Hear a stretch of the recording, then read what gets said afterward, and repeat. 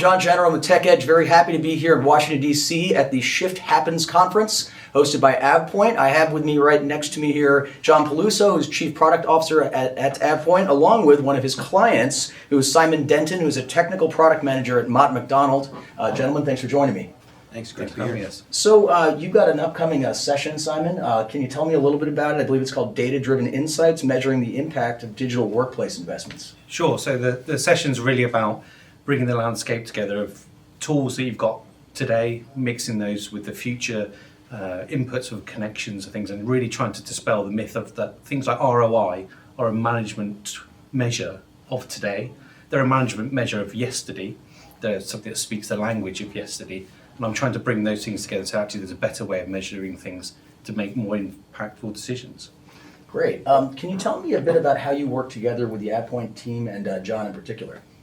Yeah, so we've been using AvePoint products for the last 6-7 years now. And so especially on the data side through their acquisition of Tygraph. So we've been working quite closely with AvePoint, and really it's been like a real good partnership. It's not like one of the vendors where they're selling you something and you just have to consume it and use it. There's actually been a real partnership. Even today over lunch, we've been talking about how to make improvements to the product.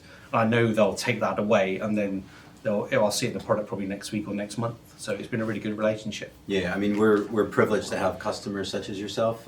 We have a broad range of customers and partners, such a rich source of information, and so we're really lucky to be in that position. And then also just to have the breadth of offerings so that there's always something that we can talk about that we haven't talked about before, even if it's not the time. But I think it's great to be able to just talk through the whole equation of this transformation that you're doing. I think it's really good to, unlike, you take a holistic view. Yeah. I think that's really important when it comes to the products and working with your suppliers, that if they don't take a holistic view, it's very narrow, very focused, you end up with a real plethora of tools, and it's really difficult to bring that together. So working with someone who takes that viewpoint is really beneficial. Yeah, cool.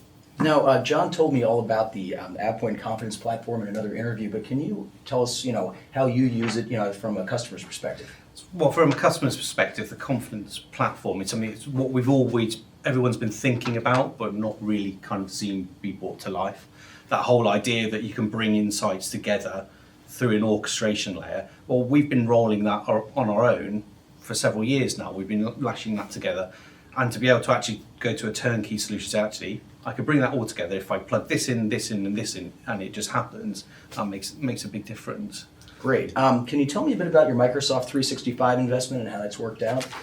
Yeah, so we started investing in Microsoft 365 7 years ago. And so we're very much the philosophy of turn it on, light it up, make sure the right guardrails are in place and people can start consuming and find what works for them to work their way. Our investment has grown and grown and grown over the years. I think we're now up to nearly 2 petabytes of storage, for example, in SharePoint.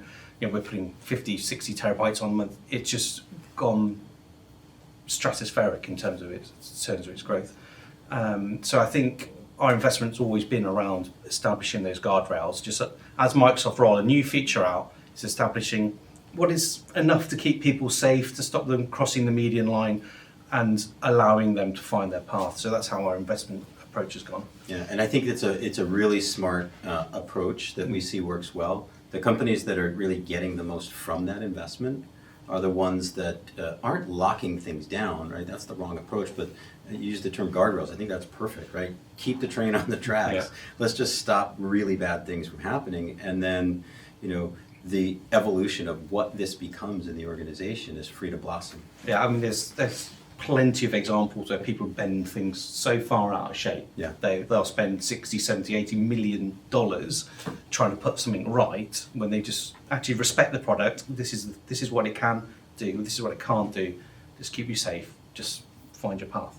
Great. Now, John, just one last question for you. This is interesting to me because you're senior executive of the company, but are you often working directly with your customers, just like we were talking about right here? Yeah, myself and my team are very customer facing, very market facing. I think that's one key differentiator. We spend time in the garage. Don't get me wrong, we get dirty, but at the same time, opportunities like this, engagements with customers such as Simon, allow us to ensure that, again, what we're building is really meeting the specific needs of the customers that we serve. Yeah, and as a customer, we appreciate that.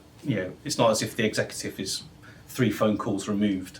If you've got a Right. problem, you can talk to them. You want to give them praise, you can talk to them. If They're you've got a not problem, putting my phone number on the you can recognise it. But the point is, it is much more of a partnership. It's an investment partnership rather than a Definitely. supplier partnership. Perfect. All right, well, gentlemen, let's leave it there. I'm John Janneron, live from Washington, D.C. at the Shift Happens conference.